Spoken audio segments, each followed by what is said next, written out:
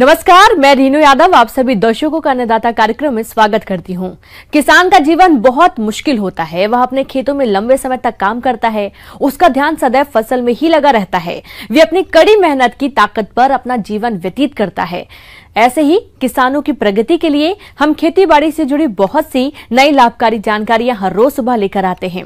तो चलिए कार्यक्रम शुरू करने से पहले देखते हैं क्या है आज के अन्नदाता में। बेर के नए बाग लगाएं, अच्छी आय कमाएं। ड्रिप और मल्चिंग विधि से मिर्च की खेती पर किसान का अनुभव। गरीबों का फल बेर की बात करें तो इसकी बागवानी अपने राज्य में सफलता पूर्वक की जाती है। तो जो किसान भाई इस समय बेर की बागवानी करना चाहते हैं उनके लिए उपयुक्त समय है। लेकिन बेर के बाग से आने वाले दिनों में अधिक उत्पादन मिले, इसके लिए इसकी उन्नत किस्मों का चयन करके वैज्ञानिक विधि से रोपाई करनी होगी। तो चलिए जानते हैं बेर की बागवानी के बारे में एक विषय विशेषज्ञ से। किसान भाई, बेर हमारे पश्चिमी राजस्थान के लिए बहुत उपयोगी फसल है जो कम पानी में अच्छी पैदावार देती है। जिस तरह से आप देख रहे हैं यहाँ पर, ये बगैर पानी के बेर लगे हुए हैं। बेर की बागवानी आमतौर पर शुष्क इलाकों में की जाती है जो अपने प्रदेश के लिए काफी उपयुक्त है। बेर हमारे लिए बहुउपयोगी और पोषक फल है। इसमें विटामिन सी तथा ए प्रचुर मात्रा में होते हैं। विटामिनों के अलावा बेर में कैल्शियम, फास्फोरस तथा आयरन खनिज लवण भी प्रचुर मात्रा में पाए जाते हैं, जिसे इसकी बागवानी करने वाले किसान अच्छा मुनाफा भी कमाते हैं। तो जो किसान भाई फरवरी मार्च माह में बेर की बागवानी करना चाहते हैं उनके लिए यह उपयुक्त समय है। किसान भाइयों, सफल बागवानी के लिए जरूरी है कि सही स्थानों और उपयुक्त मृदा का चुनाव करें। व्यावसायिक दृष्टि से बाग लगाने के लिए ऐसे स्थान का चयन करें जो शहर के नजदीक हो और यातायात की पर्याप्त सुविधा हो। जहां तक उचित मृदा की बात है तो बाग लगाने से पहले मिट्टी की जांच अवश्य करा लें और मृदा परीक्षण रिपोर्ट के अनुसार खेत को सुधार कर बागवानी करें। और इनको लगाने का तरीका वही है, 6 मीटर बाई 6 मीटर के गड्ढे खोदने की। और अगर हमारी मोड़ मिट्टी है तो 1 मीटर लंबा, 1 मीटर चौड़ा और 1 मीटर गहरा गड्ढा खोदें। ऊपर की मिट्टी एक तरफ डालें और नीचे की जो मोड़ है वो दूसरी तरफ डालते हैं। जेसीबी की सहायता से या मैनुअल मनुष्य के द्वारा ये गड्ढे खोद लिए जाते हैं। अगर हमारी रेतीली मिट्टी है तो 2 फीट बाई 2 फीट के गड्ढों से ही इसका काम चल जाता है। तो सबसे पहले हम इसका चिन्हित कर देते, खूंटियाँ गाड़ देते, खूंटियों के बाद गड्ढे खोदते। गड्ढे तपने के बाद फिर हम इसमें वापस वही ऊपर की मिट्टी है, रेती जो मिट्टी है, उपजाऊ मिट्टी है, वो भरते हैं। अगर एक थोड़ा ध्यान रखते हैं किसान भाई, अगर हमारी रेतीली मिट्टी है तो चिकनी मिट्टी, तालाब की मिट्टी लाकर मिला देते हैं। और अगर चिकनी मिट्टी है तो रेत की मात्रा मिला देते हैं, जिससे मिट्टी हमारी भुरभुरी और उपजाऊपन हो जाता है। रेतीली मिट्टी का मतलब होता है कि रेतीली मिट्टी में पानी कितना भी डालो नीचे सोखते ही चला जाएगा, उसको ग्रहण करने की शक्ति नहीं रहेगी। और चिकनी मिट्टी में अधिक होती है। तो इसलिए इस बात का थोड़ा ध्यान रखते। तो जब दोनों मिट्टियों का मेल मिलाप हो जाता है, रेतीली और चिकनी का, तो उसमें सोखने की शक्ति बढ़ जाती है और ग्रहण करने की शक्ति बढ़ जाती है। इस तरह से हमारा गड्ढा या काफ़ी दिनों तक पानी को एब्जॉर्व करे, बारिश के पानी को एब्जॉर्व करके रखता है। उसके बाद इसमें 25 से 30 किलोग्राम गोबर की सड़ी खाद इसमें मिला देते। मिलाने के बाद गड्ढे को कम से कम नहीं 10 से 15 सेंटीमीटर ऊपर तक भरते थे। तो जब गड्ढे को पानी अंदर जाएगा तो सारी खाद और मिट्टी मिक्स हुई वो नीचे बैठ जाएगी और 10 सेंटीमीटर नीचे तक बैठ जाएगी। नए बाग की स्थापना के लिए दूसरा जो मुख्य पहलू आता है वो है उन्नत किस्मों के चुनाव की। व्यावसायिक दृष्टिकोण से उत्पादकों को चाहिए उन किस्मों का चुनाव करें जिनकी बाजार में अच्छी मांग हो। आइए बात करते हैं बेर की कुछ महत्वपूर्ण उन्नत किस्मों की, जैसे गोला, सेव, कैथली, उमरान, सफेदा, एप्पल बेर का चयन कर लगा सकते हैं। यह एक संकर किस्म है। यह भी देर से तैयार होने वाली किस्म है। फलों का आकार मध्यम, बड़ा पेंदी, दबी हुई तथा छिलका मोटा होता है। गुदा हल्के क्रीम रंग का और काफी मीठा होता है। खाद उर्वरकों की मात्रा: गोबर की खाद 20 किलो, यूरिया 200 ग्राम, फास्फोरस 100 ग्राम, पोटाश 200 ग्राम गड्ढों में भरना चाहिए। बेर की बागवानी के लिए पौधों को लगाने का समय फरवरी से मार्च माह और अगस्त से सितंबर माह उपयुक्त होता है। इसके बाद अच्छी नर्सरी से या कृषि विज्ञान केंद्र से या यूनिवर्सिटी से या अच्छी शासकीय पौधशाला से ला करके अच्छी किस्म के पेड़ ला करके पेड़ इसमें लगा दे। तो किसान भाई बेर के लिए क्या करें कि अगेती, मध्यम, पछेती 3 तरह के पौधे लगाने चाहिए। अगर 3 तरह के किसान भाई पौधे लगा लेते तो उनको फरवरी दिसंबर के लास्ट वीक से लेकर के और अब मार्च तक कंटिन्यू इसको मार्केट मिलता रहता है, कंटिन्यू इनका पैसा आता रहता है। तो 3 वैरायटी, जब एक वैरायटी खत्म होती है तो दूसरी शुरू हो जाती है, दूसरी खत्म होती है तो तीसरी वैरायटी जो हमारी उमरान है, शिवरात्रि के आसपास उमरान वैरायटी की फल सबसे अच्छे में आते हैं। और शिवरात्रि के आसपास देखो बेर कितना महंगा बिकता जाता है, तो किसानों को अच्छी फायदा होती है जाकर। बेर की बागवानी के लिए पौधों को लगाने के तुरंत बाद सिंचाई करनी चाहिए। इसके बाद पौधे को पूर्णतः स्थापित होने तक प्रत्येक सप्ताह सिंचाई की आवश्यकता होती है। इस तरह से हम इसके पौधे लगा लेते। पौधे लगाने के बाद जो भी इसके बीच में जगह पड़ी हुई है, जिस तरह से मैं दिखा रहा हूँ इसमें, तो इसमें 3 साल के बाद फल लेते, तब तक इसके बीच में इंटरक्रॉप मूंग, मोठ, ग्वार वगैरह इसमें लगाते रहते हैं। तो इससे हमारे पेड़ों का भी अच्छा रखरखाव चलता रहता है और इससे भी हमें इनकम मिलती रहती है। तो इस तरह से हमारे कम देख रेख में अच्छी इनकम मिल जाती है। तीसरी साल किसान भाई इससे उपज लेना सीखें, तीसरी बात इस पर फल लेना सीखें। तो इस तरह से हम तीसरी बार जब लेते तो शुरू में कम मिलती, 25 से 30 किलो फल मिलते, और जैसे जैसे हमारा पेड़ विकसित होता जाता है उसी तरह से इसकी उपज भी बढ़ती जाती है। एक मैच्योर जब फल हो जाता है तो 70-80 किलो फल हमें बगैर पानी के ये इसके फल मिल जाते हैं। ब्रेक के बाद एक बार फिर से आप सभी दर्शकों का अन्नदाता में स्वागत है। चलिए अब रुख करते हैं अगली कड़ी की ओर। हमारे अनेक किसान भाई परंपरागत तरीके से मिर्च की खेती करते हैं, जिसमें सिंचाई जल तो अधिक लगता ही है, साथ ही साथ खरपतवारों का भी अधिक प्रकोप होता है। इसी बात को ध्यान में रखते हुए एक प्रगतिशील किसान फारूक खान ने ड्रिप और मल्चिंग विधि से मिर्च की खेती की है। तो वह फसल से अच्छा उत्पादन प्राप्त करने के लिए कौन कौन से जरूरी कार्यों को करते हैं, आइए जानते हैं खुद उन्हीं से। और किसान भाइयों, आज हम बात करेंगे कि जिस तरीके से मैंने ड्रिप और मल्चिंग से मिर्च की खेती करी है वो मैं आपके साथ आज शेयर करना चाहता हूँ। तो ये जो है अपनी जो मिर्च का जो ये होता है कि पहले इसकी नर्सरी तैयार करी जाती है, फिर नर्सरी से इसको उठा के हम लोग अपने खेत में ट्रांसप्लांट करते हैं। सबसे पहले किसान भाइयों हमें गहरी जुताई करना होती है, जिसकी वजह से इसके अंदर गहरी जुताई करने से हमें ये फ़ायदा होता है कि ज़मीन के अंदर जड़ें अच्छे से चली जाती हैं। और किसान भाइयों इसके बाद हमें इसके अंदर गोबर का खाद डालना होता है। मैंने 1 एकड़ के लिए किसान भाइयों 2 ट्राली जो होता है गोबर का खाद पर्याप्त होता है, मैंने इसको डाला है किसान भाइयों। और किसान भाइयों जो मैंने इसके अंदर रासायनिक खाद का इस्तेमाल करा था वो मैंने करा था 120 किलोग्राम तकरीबन यूरिया लिया था मैंने इसके अंदर, और पोटाश जो था 50 किलोग्राम था, और फास्फोरस जो था 50 किलोग्राम मैंने लिया था किसान भाइयों। किसान भाइयों, ड्रिप और मल्चिंग विधि से मिर्च की खेती करने के लिए खेत में बेड बनाकर मिर्च की पौध रोपाई किस तरह से करते हैं, आइए जान लेते हैं। किसान भाइयों इसमें जो है हम जो बेड बनाएंगे अपने जिसमें मिर्च लगाने के लिए, वो बेड जो होगा वो तकरीबन 1.5 फीट चौड़ा होता है, और बेड से बेड की दूरी जो होती है कि वो 4 फीट हम लोग रखते हैं। और बेड बनाने के बाद किसान भाइयों हम इसके ऊपर ड्रिप लाइन बिछाते हैं, और ड्रिप लाइन बिछाने के बाद किसान भाइयों हमें इसके अंदर ये चेक करना होता है, ड्रिप लाइन बिछाने के बाद ड्रिप चला के देख लें आप कहीं से फूटी तो नहीं है, कहीं से लीक तो नहीं कर रही है कि ड्रिप लाइन। जब हमारी ड्रिप लाइन चेक हो जाए कि ठीक ठाक है, उसके बाद फिर हम बिछाते हैं इसके ऊपर मल्चिंग जो आती है किसान भाइयों, एक तरफ से ब्लैक होती है और एक तरफ से सिल्वर होती है। तो ब्लैक वाला जो हिस्सा है इसका उसको हम लोग नीचे देते हैं और सिल्वर वाले को हमेशा ऊपर रखते हैं।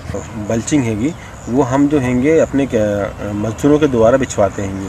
तो किसान भाई हम लोग क्या करते हैं कि जो बेड हैगा उसको हल्का हल्का फावड़े से काट लेते हैं और उसके ऊपर रोल को बिछा देते हैं, प्लास्टिक के रोल को। और एक जो किसान भाई होते हो, जो हमारे जो मजदूर होते हैं, वो एक तरफ से उसको दबाते हुए जाते हैं, तो वो जो हैगी वो दबती हुई चली जाती हैगी। तो नमी के लिए मैंने पेड़ ड्रिप चलवा दी थी, इसकी वजह से इसके अंदर थोड़ी नमी आ गई थी। उसके बाद फिर मैंने इसमें पेड़ लगवाए थे। किसान भाइयों हमें जो हैगा इसके अंदर जो पेड़ से पेड़ की दूरी रखना वो हमें 1 फीट के करीब रखना है मिर्च की। और किसान भाइयों हमारी जब ये मिर्च ट्रांसप्लांट हो जाती है तो इसके बाद इसमें पानी चला देना है इसके अंदर, जिसकी वजह से इसमें नमी बनी रहती हैगी, इससे पेड़ जो हैंगे शौक में नहीं जाते हैं। और किसान भाइयों हमें एक बात का ध्यान रखना हैगा कि इसके जो मिर्च जो हैगी हमें इसको ट्रांसप्लांट जो करते हैं वो शाम के टाइम करना चाहिए। किसान भाइयों, ड्रिप और मल्चिंग विधि से मिर्च की खेती करने पर कौन कौन से लाभ होते हैं और घुलनशील उर्वरकों को फसल में किस तरह से देना है, इसकी जानकारी लेते हैं इस प्रगतिशील किसान से। किसान भाइयों जो मल्चिंग हैगी इसके अगर हम इस्तेमाल करते हैं तो इससे जो हैगा हमारा खरपतवार जो हैगा फालतू जो खरपतवार है वो नहीं उगता हैगा, क्योंकि खरपतवार अगर ज़्यादा होता है तो उसमें बीमारियाँ और कीट पतंगे ज़्यादा आते हैं। तो जो हमने मल्चिंग में चाहिए उसमें तो नहीं उगेंगे ये, जहाँ पे मिर्च लगी हुई जहाँ में छेद कराएगा वहाँ उग जाते हैं। और उसके अंदर मिर्च के आसपास की जो कचरा हैगा उसको हम लोग निकलवा देते हैं हाथ से, बाकी का ये बीच की जगह जो होती है बेड के, वो बेड से बेड की बीच की जो दूरी होती है उसमें जो भी कचरा हो गया आता है उसको हम लोग खुरपी के द्वारा निकलवा देते हैं। अब किसान भाइयों, मैं आपको बताऊंगा कि इसका ड्रिप इरिगेशन का, और इससे हमारे पानी की बचत होती है। किसान भाइयों, जिन लोगों को पानी की परेशानी होती है उनके लिए ड्रिप इरिगेशन जो है वो काफ़ी अच्छा है। वेंचुरी द्वारा घुलनशील जितने भी खाद आते हैं वो हम देते हैं। इससे ये फ़ायदा होता है किसान भाइयों कि हमारा जो खाद है वो कम मात्रा में लगता है, और इससे जो है खाद अगर हम देते हैं वेंचुरी के द्वारा, जो हम खाद देते हैं वो सीधा इसकी बूंद के द्वारा इसकी जड़ों में पहुंचता है, जिसकी वजह से हमारे जो पेड़ की बढ़वार है वो बहुत तेज़ होती है। जो मैंने पहला खाद डाला है इसके अंदर, वो तकरीबन 10 दिन के बाद कर रहा था। मैंने इसके अंदर 19-19 का इस्तेमाल करा था। हर हफ्ते के हफ्ते इसके अंदर 12-32-16 मैंने दिया। इसके अंदर 12-32-16 दिया था, फिर 13-0-45 दिया था इसके अंदर। और इसके अंदर हम लोग यूरिया की जगह कैल्शियम नाइट्रेट का इस्तेमाल करते हैं, वो 2 किलो प्रति एकड़ के हिसाब से करा। किसान भाइयों, मिर्च की फसल को कुछ कीट और रोग भी नुकसान पहुंचाते हैं, तो आप इनकी पहचान कर नियंत्रण के लिए क्या करें, आइए जानते हैं। किसान भाइयों, इसमें एक और इल्ली आती है जिसे अपन लोग बोलते हैं हरी इल्ली। ये जो हैगी ये पहले पत्तों को खाती है। पत्तों को खाने के बाद उसके बाद ये फल के अंदर जाके फल को खाना शुरू कर देती है। इसको हम लोग फल छिदक इल्ली भी बोलते हैं। और किसान भाइयों, इसके कंट्रोल के लिए किसान भाइयों हम लोग फेरोमोन ट्रैप भी लगा सकते हैं। अगर हम बात करें इसके अंदर रासायनिक कंट्रोल की, तो इसमें आता है इंडॉक्सा कार्बन आता है 1 ml जो होता है उसको लीटर पानी के अंदर घोल के हम लोग इसका स्प्रे कर सकते हैं। किसान भाइयों, अब हम बात करेंगे जो इसमें एक रोग आता है, जो सबसे महत्वपूर्ण रोग है वो है शाम बर्न रोग। इसके अंदर जो है कत्थे कलर के स्पॉट पड़ जाते हैं पत्तों के ऊपर, पेड़ के ऊपर, और बैंगनी टाइप के धब्बे पड़ जाते हैं इसके अंदर, और जिसकी वजह से पेड़ सूखना शुरू हो जाता है और पेड़ जो है पूरा पेड़ ही ख़त्म हो जाता है। किसान भाइयों, इसके लिए हम लोग इस्तेमाल कर सकते हैं मैनकोजेब 2 ग्राम 1 लीटर पानी के अंदर इस्तेमाल करा था मैंने, जिसका काफ़ी अच्छे रिजल्ट रहे थे। और किसान भाइयों, इसके अंदर जो है हमें जो मिर्च ट्रांसप्लांट करने के बाद 2 महीने के बाद इसमें फल फूल आना शुरू हो जाता है, और इसके अंदर तकरीबन 5 से 6 महीने का पूरी फसल चलती है किसान भाइयों ये। और आप लोग भी इसका इस्तेमाल करके और अपना काफ़ी मुनाफा कमाएं।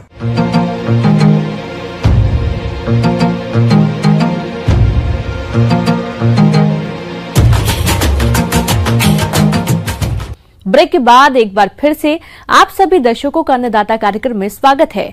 बढ़ते हैं अगली प्रस्तुति की ओर। हमारे प्रदेश में अधिकतर किसान भाई गाय और भैंसों का पालन करते हैं, और वो अपने पशुओं को आहार में सूखा भूसा अधिक खिलाते हैं, जिससे दुग्ध उत्पादन कम मिलता है। यदि किसान भूसा को यूरिया से उपचारित करते हैं तो इसकी पोषक गुणवत्ता बढ़ जाती है, और ऐसे चारे को पशुओं को खिलाने पर उनकी दुग्ध उत्पादन क्षमता बढ़ जाती है। तो कैसे करें यूरिया द्वारा भूसा को उपचारित, आइए जानते हैं पशु वैज्ञानिक डॉक्टर सुबोध कुमार से। तो आज का धान का सीजन है, धान का कटाई का सीजन खत्म हो गया है, धान वगैरह सब कट गया है। तो जो धान का भूसा बचा हुआ है वो हम पशुओं को खिलाते हैं ऐसे सूखा चारा। तो उसको कैसे हम ट्रीट करें कि उसका प्रोटीन का परसेंटेज बढ़ जाए। ऐसे धान के जो पुआल होता है वो पशुओं को हम ऐसे सूखे चारे के रूप में खिलाते हैं। उसमें DCP जो होता है, डाइजेस्टेबल क्रूड प्रोटीन, वो 0 होता है। 0 मतलब कि वो बॉडी सिर्फ और सिर्फ उसको पेट भरने के लिए दिया जाता है, उससे जानवरों को कुछ फ़ायदा होता नहीं है। तो इसीलिए उसको हम यूरिया से ट्रीटमेंट करते हैं, जिससे क्या होता है कि जो धान का जो भूसा होता है उसमें प्रोटीन का परसेंटेज 3% होता है, और वो यूरिया से ट्रीटमेंट करने के बाद इस प्रोटीन का परसेंटेज 3% से लेकर 9% तक हो जाता है। तो इसको ट्रीटमेंट करेंगे कैसे? जैसे कि मान लीजिए कि हम 100 केजी पुआल को यूरिया से ट्रीटमेंट करना है, तो कैसे करेंगे? पहले क्या करना है कि जो धान का भूसा है, तो धान का भूसा है जो मतलब उसको हम ज़मीन पे अच्छे से ज़मीन को साफ़ सुथरा करके और उसको गोबर से लीपने के बाद धान का भूसा बिछाएंगे। उपचार आरंभ करने से पहले ये आवश्यक है कि भूसा या पुआल की एक गठरी का औसत भार ज्ञात कर लिया जाए, ताकि उसी के अनुसार यूरिया के घोल की मात्रा निर्धारित की जा सके।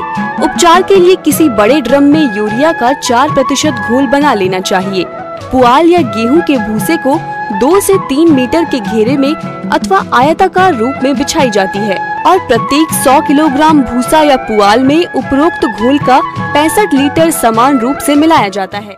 और 50 लीटर पानी में 4 किलो यूरिया घोलने के बाद स्प्रिंकलर के माध्यम से, जैसे गार्डन में पानी पटाने वाला होता है उसके माध्यम से हम परत दर परत धान के भूसा को बढ़िया से स्प्रिंकल करेंगे, उस पर छिड़काव करेंगे। और छिड़काव करने के बाद जो 10-10 केजी के लॉट में हम उसको सजाएंगे और लास्ट वाला जो भूसा होगा उसको हम छिड़काव नहीं करेंगे, लास्ट वाला भूसा में छिड़काव नहीं करेंगे और उसको अच्छे से फिर हम पॉलीथीन जो होता है, पॉलीथीन से हम उसको पैक कर देंगे और चारों तरफ से गीली माटी से उसको हम सील कर देंगे।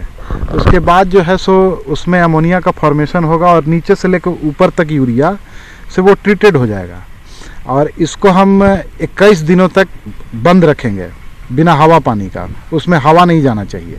21 दिनों तक बंद रहेगा तो वो बहुत अच्छे तरीके से उपचरित हो जाएगा और वो जो धान का भूसा है जो ब्राउन कलर का हो जाएगा। आमतौर पर 3 हफ्ते या गर्मियों में 10 दिन तक ढेरी को बंद रखें ताकि उसके भीतर उत्पन्न अमोनिया गैस घटिया चारे को पौष्टिक रूप में परिवर्तित कर सके। इसके बाद ढेरी खोलकर आवश्यकता अनुसार चारा निकाल लें और फिर ढेरी को बंद कर दें। यूरिया उपचार से ढेरी के अंदर अमोनिया गैस पैदा होती है जो धीरे धीरे रेशों में प्रवेश करती है तथा पाचक तत्वों को लिग्निन मुक्त कर देती है। इस प्रकार से चारे की पौष्टिकता बढ़ जाती है। उसको जानवरों को खिलाने के लिए पहले हम भूसा को जितना ज़रूरत है, वो यूरिया ट्रीटेड भूसा जितना ज़रूरत है उतना ही निकालेंगे और फिर से उसको पैक कर देंगे, और जानवरों से खिलाने से पहले उसको बहुत अच्छे तरीके से हवा लगाएंगे। उससे क्या होगा कि जो एक्सेस जो अमोनिया होगा वो हवा में उड़ जाएगा और इससे क्या है कि इसमें जानवरों की पाचकता बढ़ जाती है।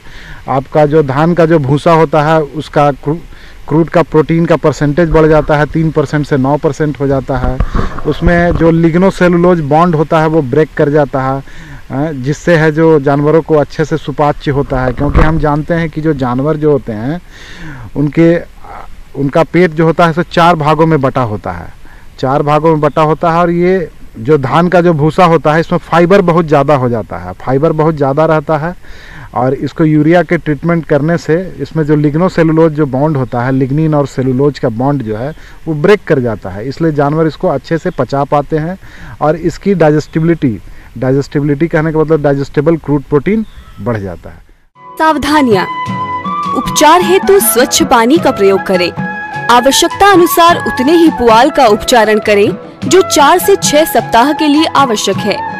गेहूं के भूसे का उपचारण एक बार में 4 से 6 माह तक के लिए किया जा सकता है। यूरिया को पानी में भली भांति घोलें तथा यूरिया एवं पानी की मात्रा सही हो। यूरिया का घोल पशुओं की पहुंच से बाहर रखें, क्योंकि इस घोल के व्यवहार से पशु विष ग्रसित हो सकते हैं, मृत्यु का भी शिकार हो सकता है। यूरिया का घोल चारे के ऊपर समान रूप से छिड़कना चाहिए तथा ढेर बनाते समय चारे की हर तह को पैरों से अच्छी तरह दबाना आवश्यक है। ढेरी का आकार गुंबद नुमा होना चाहिए। ढेरी को पॉलीथीन चादर अथवा खाद की बोरियों से या सूखे चारे से अच्छी तरह ढकना चाहिए ताकि उपचारण से अधिक लाभ हो सके। इस तरह से पशुपालक भाई, अगर आप मतलब जो धान का भूसा जो जानवरों को कोई काम नहीं आता है, अगर आप यूरिया से उसको ट्रीट करते हैं तो दूध का उत्पादन भी बढ़ता है और पशुओं के प्रोडक्शन में भी बहुत ही वो महत्वपूर्ण है, सहायता करता है।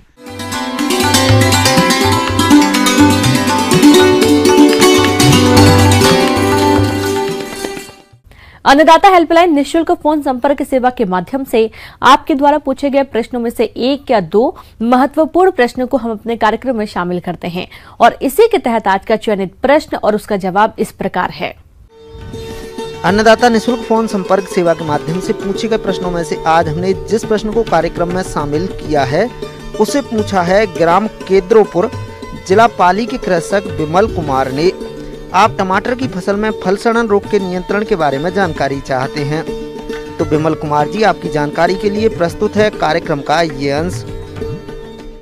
किसान भाइयों, टमाटर का इस्तेमाल सब्जी, सलाद, अचार और अन्य कई व्यंजन बनाने में किया जाता है, जिस वजह से टमाटर की मांग साल भर बाजार में बनी रहती है और हमारे अनेक किसान भाई टमाटर की खेती कर अच्छा लाभ कमाते हैं। लेकिन कभी कभी टमाटर की फसलों में रोगों के प्रकोप से भारी नुकसान होता है। इसीलिए रोगों से फसल को बचाने के लिए उनकी रोकथाम के बारे में जानकारी होना बेहद जरूरी है। इसी बात को ध्यान में रखते हुए बात करते हैं टमाटर में लगने वाले फल सड़न रोग के बारे में। किसान भाइयों, इस रोग का संक्रमण अधिकतर कच्चे और हरे फलों पर दिखाई देता है। रोग से प्रभावित फलों पर हल्के या गहरे भूरे रंग के गोलाकार धब्बे चक्र के रूप में दिखाई देते हैं, जो हिरण की आंख की तरह लगते हैं। रोगग्रस्त फल अक्सर जमीन पर गिरकर सड़ जाते हैं और ये सड़े हुए फल रोगजनक और फफूंद की वृद्धि कर संक्रमण को और बढ़ाते हैं। इसीलिए समय रहते इन रोगों का नियंत्रण करना जरूरी है। तो इनके नियंत्रण के लिए टमाटर के पौधों को लकड़ी या तार की सहायता से सीधा खड़ा करें। भूमि की सतह पर 15 से 20 सेंटीमीटर तक की पत्तियों को तोड़ दें। सिंचाई की उचित व्यवस्था कर अतिरिक्त पानी का निकास भी सुनिश्चित करें। इसके अलावा रोगग्रस्त फलों को तोड़कर नष्ट जरूर करें। किसान भाई, फल सड़न रोग के रासायनिक नियंत्रण के लिए मैनकोजेब या कॉपर ऑक्सीक्लोराइड दवा 2.5 ग्राम प्रति लीटर पानी के हिसाब से घोलकर छिड़काव करने पर नियंत्रण आसानी से किया जा सकता है। तो किसान भाइयों, यदि आप इन बातों को ध्यान में रखते हुए नियंत्रण करते हैं तो आपकी टमाटर की फसल से अधिक उत्पादन की प्राप्ति आपको जरूर होगी। आइए अब एक नजर डालते हैं राज्य के कुछ चुने हुए मंडियों के प्रमुख फसलों के बाजार भाव पर।